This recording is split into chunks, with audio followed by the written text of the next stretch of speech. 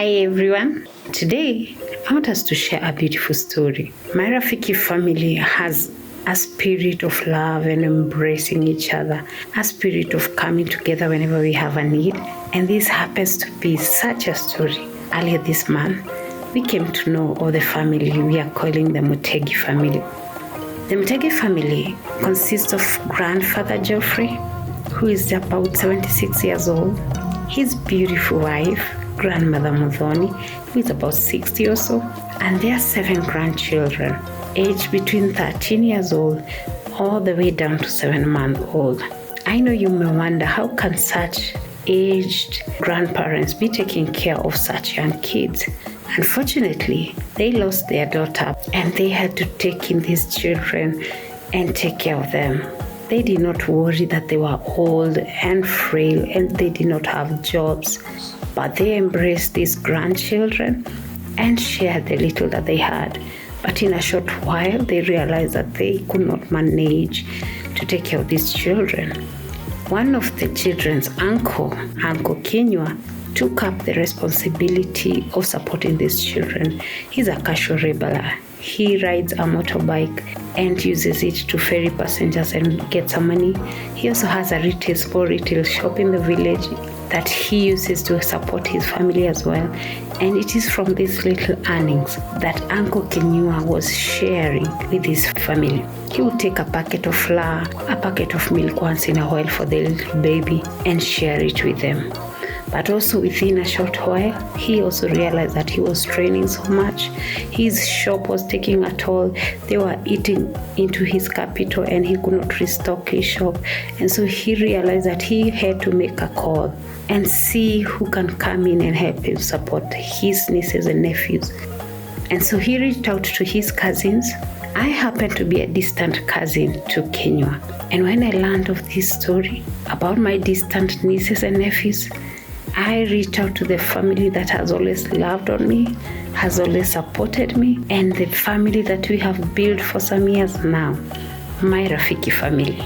I shared the story. I shared a few pictures with them that I had received from my cousin Kenywa. And I tell you, the connections of my Rafiki responded with urgency. From Kenya, from the US, I started receiving clothes. We received blankets, we received mattresses, people donated shoes, and within a few days, my household had all these items that we had collected from the community near me, from my Rafiki family, from my church, and even in the US, my co-founder was receiving some donations to support this family. And so the journey started. We started planning how to get all these items. Some of them were spread out through the country. We had offers from towns like Nakuru. We had offers from towns like Nyeri. We had some spread out in the capital city of Nairobi. And so we had to make logistical plans of how to collect all these items and transport them all the way to Meru, Eastern Kenya, where this family is located. And so we organized 2 teams. Team A, I was part of this team, was to leave Nairobi and go to Meru directly. But on the way, we were to pick some item from Nyeri. Then Team B was to leave Nakuru and use a route that goes via towns like Nanyuki, Nyahururu, and then go to Meru. On the way, they were to pick items like bananas, potatoes, and then join me. As they left Nakuru, with them, they were to have 290 kgs of maize, 45 kgs of beans, and some clothes also that had been offered from Nakuru town. And so come Monday 28th, we started this journey. I left Nairobi. With me, I had about 3 bags of clothes. I had a bag full of shoes. I had a mattress on me, but I was to collect another one en route and also another bag of clothes. And so I took a matatu and my journey started. I got to Meru at around 2, and because Team B was using a longer route, we knew that they would arrive a bit late. And so I decided to go ahead and join the family as we waited for Team B. I arrived in this compound. These were children that I had not met before. This was a family that I have not seen. But when I got to their compound, the children, their grandparents, broke into song and dance. They welcomed me with music. The children cheered even before they knew what I had on me. I joined them in and we sang, we danced, we watched cartoon. I told them a story or two as we waited for Mr. Kenneth, who was in charge of Team B. Unfortunately, Team B got a puncture along the way, but they still fixed it up and continued with their journey. And at about 6:30 or so p.m., they arrived. And I can tell you, the children started again singing, dancing, loving them and telling them, thank you for coming to our aid. Mr. Kenneth was accompanied by Uncle Matthew. You see, Uncle Matthew is an uncle to one of the children that my Rafiki supports. We have been communicating with this family for over 2 years or so, but we have never met in person.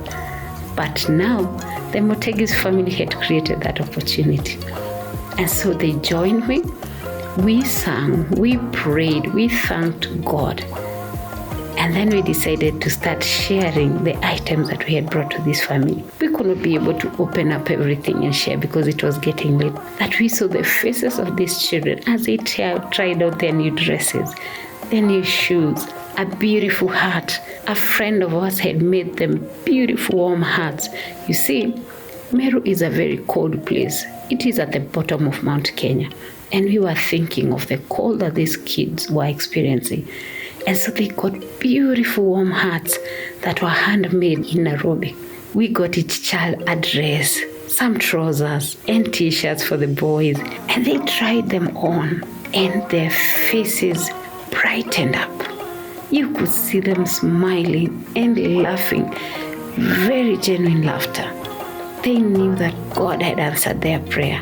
Oh, and how can I forget Grandfather Geoffrey? He's a beautiful soul. He was encouraging them, telling them how beautiful they were looking, dancing around with them.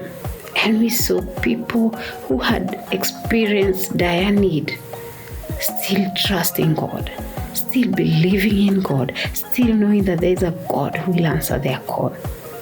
So we rejoiced with them. We took pictures with them using our phone's flashlight because there is no electricity in the homestead.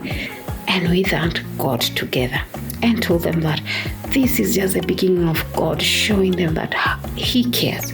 He still loves them.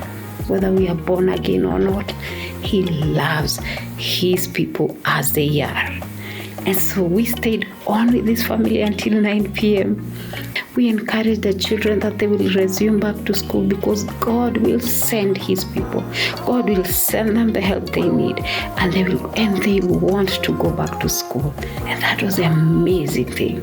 They have not given up on their education because they have lost time. They still want to go back to school.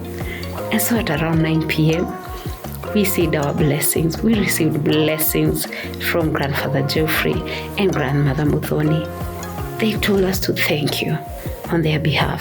We should thank you for remembering them.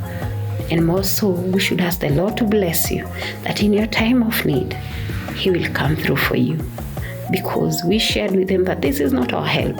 It is from a big community, the My Rafiki community and friends from Kenya, from the United States. So thank you. Thank you for joining our hands to embrace a family in need. Thank you for joining us in prayer.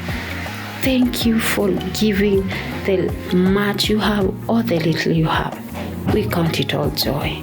And so we left a family that is more renewed, that has a new hope, that has a new faith in God because of you and I. Thank you so much. God bless you.